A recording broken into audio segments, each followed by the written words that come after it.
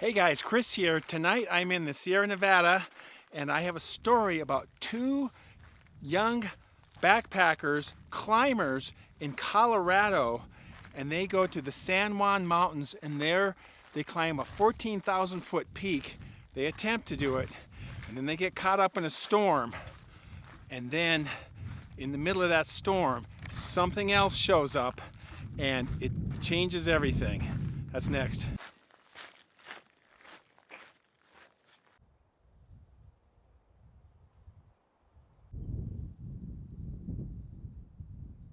Okay, so I am in an amazing granite area, giant boulders, big slabs of granite all around me, forest up above, and then to the south of here, not that far, it's very volcanic rock, very dark and very like spires on the peaks, serrated ridges, pretty wild stuff. Very interesting country up here, this mix of lava and granite. I love it. Okay, you guys, I found a really cool spot. I got this large boulder and it's got this big overhang on it. Large boulder off to the right that's lifted up like this, and I'm in this like shelter. I could actually put a sleeping bag and sleep behind me if I had to. Even put a fire out here. It's pretty cool. For tonight's beer, speaking of cool, this is from Las Vegas from the Able Baker Brewing Company, and this is called Nevada Amber Lager right there. Check that out. Look at that. It's got the, looks like Red Rock Canyon or some mountains there. We got possibly the Sierras there. Flying Saucer. Highway 50 is on the can here, sign for that. Las Vegas, Atomic Bomb. Desert Bighorn Sheep right there. Check that out. And then it even has Reno. It's kind of small right there.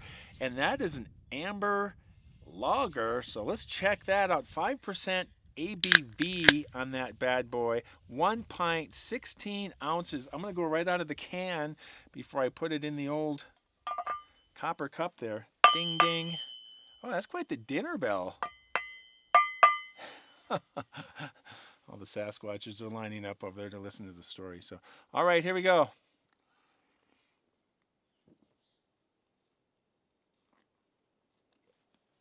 Ooh, that goes down smooth. Definitely got a beer hoppy flavor. Slight bitterness, but it's very flavorful. Almost a little citrus added to it. I like that. A little kind of a dry finish at the end. Almost kind of champagne-y. It's just a slight dryness to it. I really like that. Hoover, it even says Hoover Dam on the back here. all the Nevada stuff. Definitely a lager. It's not a IPA, not fruity, but it's got a very pleasant taste to it. I like that. All right, well, cheers. Let's get that in there. You can take a look at, oh, look at the rich, almost honey kind of look to it there. All right. Cheers. Okay, guys, our story takes place in Colorado, the Rockies of Colorado, southwestern Colorado, in the Uncompahgre National Forest, San Juan Mountains, and the Sneffles Range, which this is outside of Ouray, Colorado, spelled O-U-R-A-Y.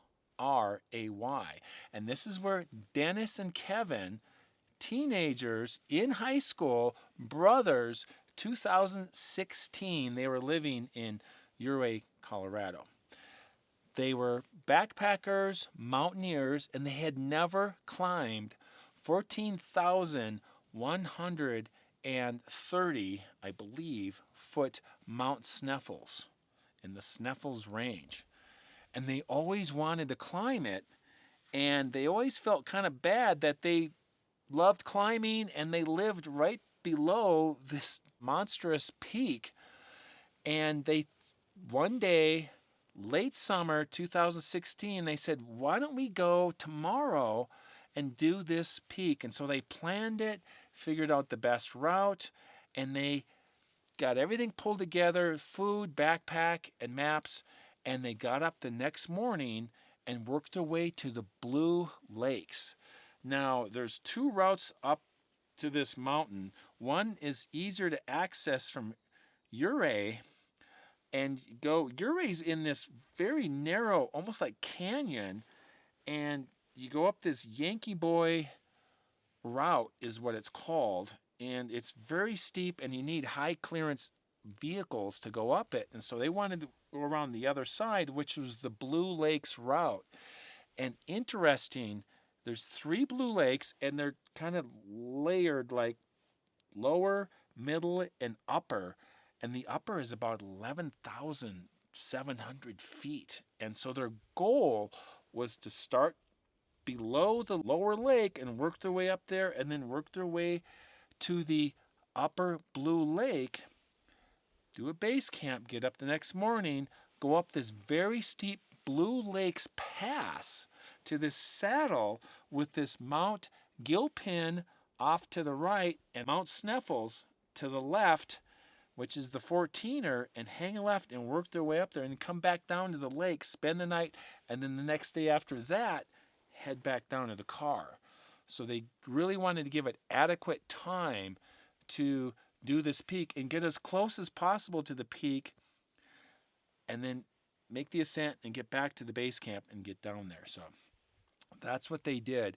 And this Blue Lakes is known, at least locally, to have a Blue Lakes Bigfoot, Blue Lakes monster. There's been a number of sightings, according to the locals, around this Blue Lakes area below this Mount Sneffles in Colorado. I don't know of any stories outside of the one that I'm telling you right now. So they drove their Subaru up this road, really rough road, even on the Blue Lake side, but it had enough clearance to do okay.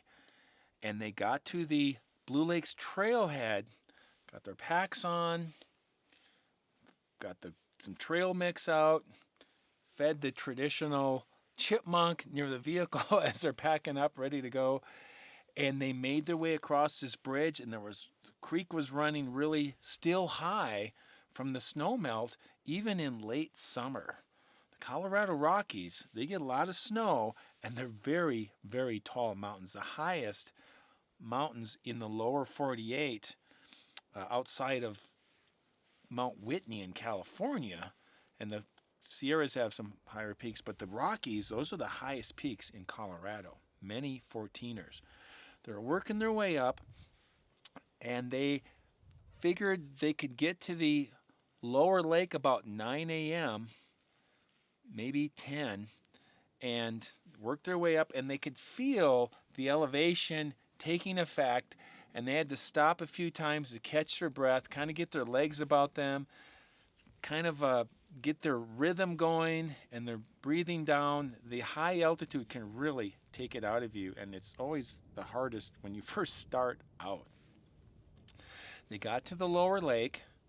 It was beautiful. They took a break, had some snack mix, looking at the flowers. Their columbine were out, Indian paintbrush, just beautiful. And they could see the peaks coming into view up above. And then they worked their way again to the middle lake. Just loved the view there, sitting in these wildflowers. There was snow coming down on the far side of the lake in this cirque to the lake, and they're at the other side looking at this, and they were thinking maybe they could spend the night there. It was so beautiful with the flowers and the views, and they thought, nope, we're going to pay for it the next day, and they didn't want to do that, so they continued to push on to get to the upper lake. Middle of the afternoon, they finally get to this upper lake. It's above tree line now. Just amazing views. This lake was beautiful. No trees to be seen anywhere. And they went off up onto this plateau, slight plateau above the lake to get away from the lake. And the trail came right through there. And they thought this would be a good place to take a break and kind of start thinking about where we're going to set up camp. They were were sitting there having their peanut butter and jelly sandwiches, enjoying the afternoon. Again, more flowers. And the peaks up above them, this Gilspin and Sneffles, were just looming, just massively tall. Clouds were starting to form around them. It was looking kind of ominous. And then they could see the Blue Lakes Pass, this kind of infamous pass. And the switchbacks would just literally zigzag up this very steep end of this cirque to this saddle, which was the pass. And this pass, if you go up it with the full backpack on, it can be very treacherous, because when you're coming down, it's even harder with the pack on, because one step and you could go down like 600 feet if you were not careful, because the path was only so wide and it was just carved into the side of this slope. Their plan was to get to the top, hang a left, and do the peak. They thought, you know what, with the clouds kind of changing, it's monsoon season, late summer, even though we have a good weather forecast, this whole thing could change pretty quickly. Let's get the tent set up and let's get kind of prepped up for the night so we're ready to go in the morning, and in case the weather changes. And Kevin was like, yeah, let's get that done and just try to enjoy the rest of the evening. They were both exhausted. The high elevation really took it out of them. The hike, middle of the afternoon, starting to get dark out, and they thought, let's just crawl in our tents, take a small nap. They both got their tents set up. Sometime later, Dennis did not know how much later, but he woke to the sound of thunder and this loud cracking sound not that far off in the distance, just on the other side of the pass.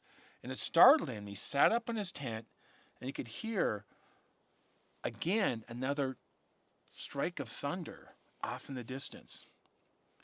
He unzips his tent, and he's looking out, and right then he saw a marmot dragging the loaf of bread off into the brush, and he wanted to go out and grab the loaf of bread because that's all they had for bread, and he thought better of it. And right when he thought that, just off in the distance, he heard some thunder just cracking really loud, and he stayed in the tent. He was thinking about being in the tent. Is this the safest place to be with the tent poles? Are they acting like lightning rods? But he thought, well, if it starts raining, I have to be in the tent. We're above tree line. There's nowhere else to go. There's nothing we can do. So he sat there and he yelled out to Kevin, Kevin, can you hear this storm coming in? Are you up? Kevin yelled back, I'm up, pal. I hear it. Yeah, we got some trouble coming. I'm going to come over in just a minute here. Right then, he started hearing a little bit of rain hitting the roof of his tent. Just light at first. He looks out of his tent, he looks up at the pass, and right then he saw at the top of the pass somebody walking down the switchbacks, just starting to walk down the switchbacks. And right then there was a loud crack of thunder and some lightning struck right near this area. And he thought, oh my gosh, this poor guy is going to get killed. We're going to see somebody die up on this pass.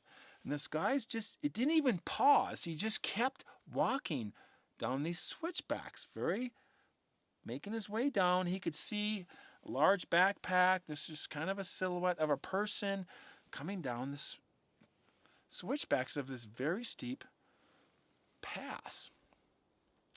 Suddenly, his brother, Kevin, piles into his tent with them, says, oh my gosh, yeah, we got a storm coming. It's coming. And glad we got the tent set up. He goes, hey, dude, check this out. Look at this. He puts the flap up, and they both look back up towards the pass, and they could see this guy still moving. And now they could see he was moving looked a little more rapidly than before. He wasn't running, but he was just seemed to be making some good speed coming down these switchbacks. And then Kevin said, "That guy's a fool. Look at him. He's not even trying to crouch down when the thunder's striking and making all this noise and stuff." And then it continues on, continues coming down.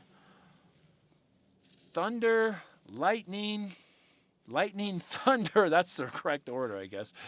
And Kevin even counted. It was 2 seconds when he saw the lightning flash, and then he heard the thunder, and 5 seconds is about a mile. So this was getting closer to their location. And they can now see this figure moving very rapidly, but he's just walking. And they were like, how is this guy doing this? And he had these huge strides. And as it got closer to the bottom of the switchbacks, they could see clearly what was going on. And then Kevin said, that's not a backpack. That's his head and his shoulders. They're just really big. And this guy was dressed in all black, had these very long arms, swinging like this, no backpack on, and not even flinching with the lightning and the thunder as he was coming down. And then they realized this was not human. This does not look right. There is something completely wrong here. Whatever this thing is, we don't want anything to do with it. And they had this very frightened, eerie, creeped out feeling just come over both of them.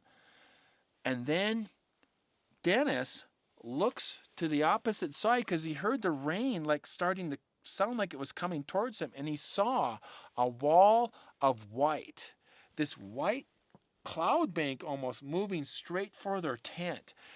Quickly, they both bailed out of the tent, grabbed their backpacks while it was drizzling, wind is blowing, and they dragged them quickly into the tent before the main storm came in. Threw the packs down, were starting to pull out their extra jackets to stay warm, and zip the tent door shut.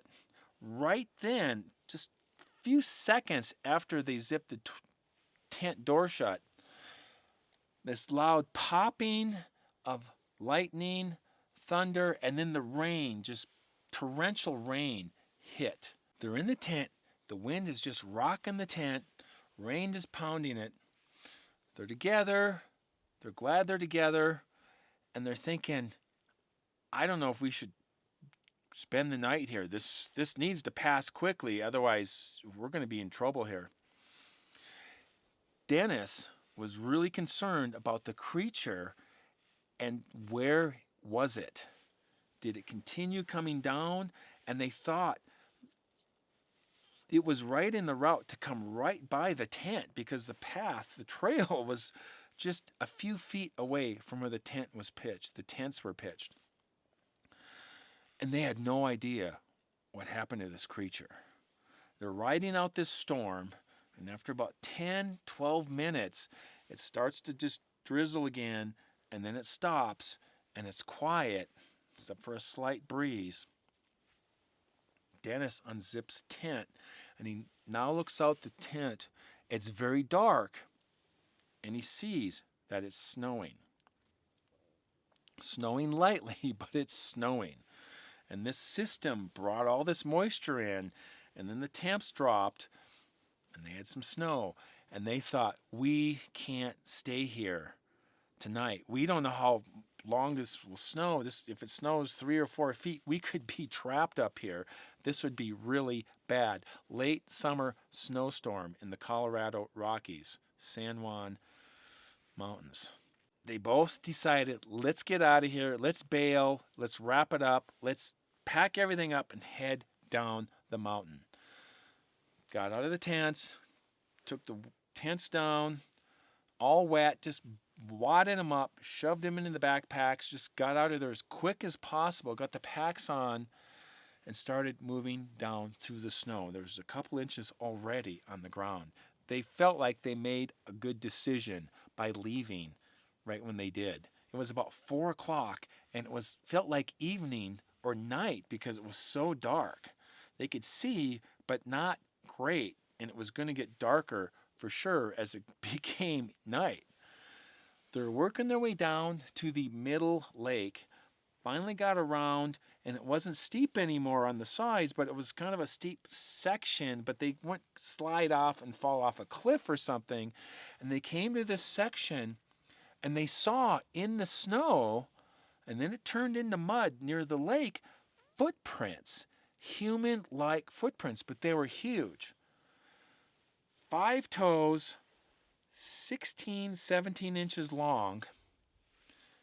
Kevin put his foot next to one, and it was clearly this much longer and wider than his foot, and they could see the tracks working their way down the same direction they were going. This creature had walked by their tent and continued on their route. Kevin was shaking. Dennis didn't know if it was from the being wet and the nerves, or maybe both. And he told him, I gotta say, if this thing, whatever we saw, really wanted to hurt us, it walked right by our tent. And it could have easily done us away when it had a chance, and it didn't. So I think we're going to be okay. We just got to work our way back down to the vehicle and get out of here while we can. As they worked their way from the middle lake to the lower lake, they passed these cliffs. And because of the torrential rains and all the runoff, they saw these massive waterfalls coming off of these rock cliffs to the drainage that they were in. Dennis said it was amazing. He'd never seen anything like it before or since. And just to see multiple waterfalls just forming just out of nowhere. I had seen this before in Zion National Park. One summer I was hiking and this rainstorm came and then it stopped and all this runoff was just piling these little mini waterfalls all over. It was incredible. And he always remembered that with his story. They continued working their way down, and they could see a little bit of blue sky forming as they got lower, and the snow wasn't quite as deep, and it was getting more, a little bit muddy and wet, and it just wasn't snowing as much. They could still see these tracks intermittently in the snow and the mud, and then they would disappear as it just was just hard dirt and rock. And then they got to a point where they noticed they didn't see the tracks anymore. The tracks were gone. And they knew this creature had to have gone this route because it's essentially this drainage, and it, no matter how you go, you're going to end up heading down. And so this creature had to still be down in front of them or maybe even on either side of them. They had no idea. They continued on on red alert, listening and waiting to see if anything was going to happen. And then sure enough, Dennis is out front and Kevin is about 15, 20 yards behind him. They're going down the slope, and he heard off in the distance, up ahead to the left, this movement in the trees, this tree breaking, cracking sound, and it was kind of muffled because of the snow and the mud or whatever, and he stopped, and Kevin almost ran into him, and he said, "Stop, listen, there's something up there." And they both waited and listened, and Kevin said, "Let's just get out of here. I want to get back to the truck, get back to the Subaru, and get out of here." And so they continued on, and they're getting near where the trailhead is, and they heard off to the left on the side this whooping sound. Not real close, but they heard whoop, whoop, whoop. And then they heard like an answering call, almost like an echo off to the right. The same thing. Whoop, whoop. And they had to walk right between this to get to their vehicle, and their nerves were just frazzled by what they had seen and what they'd been hearing and seeing the footprints. And they knew their vehicle was just a few more turns, a few more twists in the trail, and they would see the sign for the trailhead, and then just a little bit farther was the parking lot. They pressed on. The snow was almost all gone, and the sun was starting to come through. It was just muddy and wet, and they got to the trailhead and then down a couple more blocks to the vehicle. And they were like, stopped, got the doors open, the pack's off, and we're talking about this and trying to process what the heck happened. And they actually said they were wondering about their decision to bail on the trip because they really wanted to do this 14,000-foot Mount Sneffles.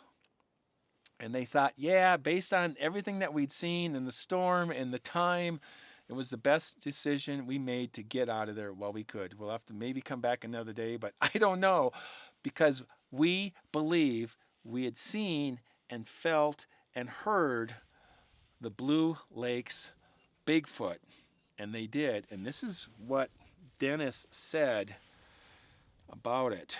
The sun was out now, and we were wondering if we had made the right decision, coming out and abandoning ship. We sat there a while talking about everything when what we heard next made certain the decision was right. They heard the loud whoop sounds. These were not owls, but the voices of something larger than us, something completely at home in these extreme environments where we occasionally tread. We call it adventure. And then we go home to our safe homes and towns and controlled environments where everything is fine. Out there, we're no longer the omnipotent ones, even with our equipment, our gear, our guns, our high-tech surveillance gear, our high-tech survival gear. We're nothing compared to these great animals who live at ease in harsh weather like what we'd just been through. It was time for us to go home and leave this place to those who belong here. And that's what they did. And they always remember the Blue Lakes monster and this adventure that they had in Colorado in 2016. And that is our story from the San Juan Mountains. And I think I have enough time. I'm not sure what the wind is going to be like, but there's this ridge I can go up. And I'm going to head up to this ridge, and there's this volcanic peak up there that I'm going to aim for and see if we can get up there. And I even got some dinner that we could cook if we can find a place out of the wind and cook this dinner. And I got a Bigfoot sarsaparilla to go with my dinner. So we're going to do that next. So let's go.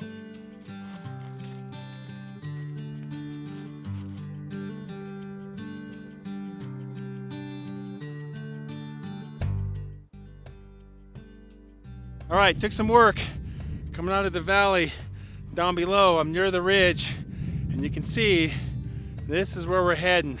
This giant volcanic plug. It's monstrous. All right.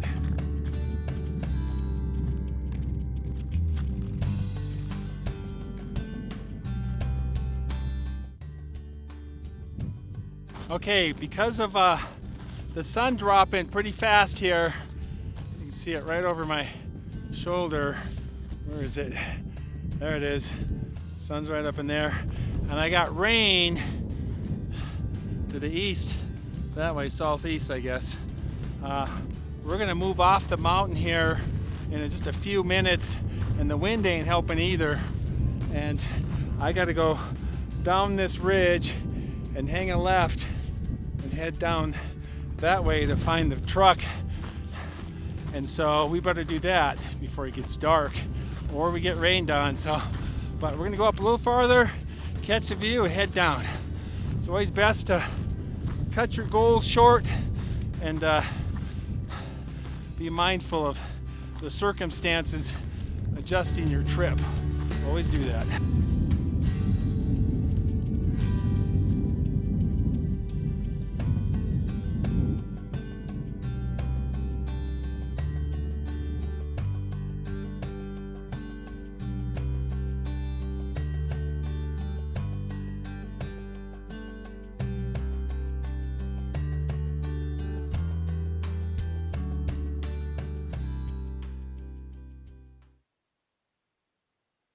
All right, you guys.